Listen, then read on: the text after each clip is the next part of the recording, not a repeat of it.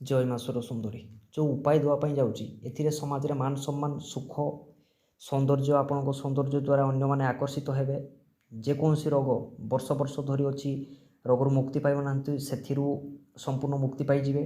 ଭାଗ୍ୟରୁ ଉଦୟ ହୋଇଯିବ, ସମସ୍ତ ଶତ୍ରୁ ଦମନ ହୋଇଯିବ, ସମସ୍ତ ଗ୍ରହ ନକ୍ଷତ୍ର ଆପଣଙ୍କ ମାନେ ସପକ୍ଷରେ ରହିଯିବେ।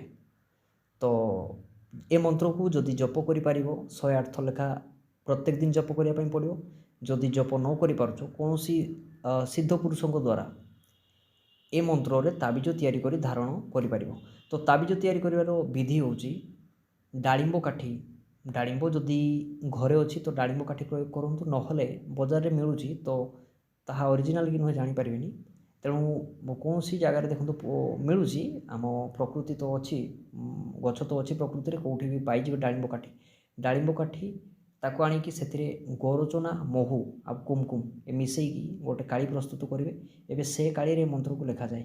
ସେ ମନ୍ତ୍ରକୁ ଭୁଜପତ୍ର ଉପରେ ଲେଖି ସେ ଭୁଜପତ୍ରକୁ ସୁନା କିମ୍ବା ରୂପାର ତାବିଜରେ ପୂରେଇକି ଗଳାରେ ଧାରଣ କରାଯାଏ।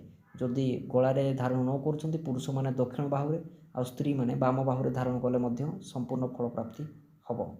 ଆପଣ ଅତ୍ୟନ୍ତ ସୁନ୍ଦର ଦିଶିବେ, ସୁଖ ସମୃଦ୍ଧି ମିଳିବ, ଧନ ସମ୍ପତ୍ତିର କୌଣସି ଅଭାବ ରହିବନି, କୌଣସି ସମସ୍ୟା ଜୀବନରେ ରହିବନି।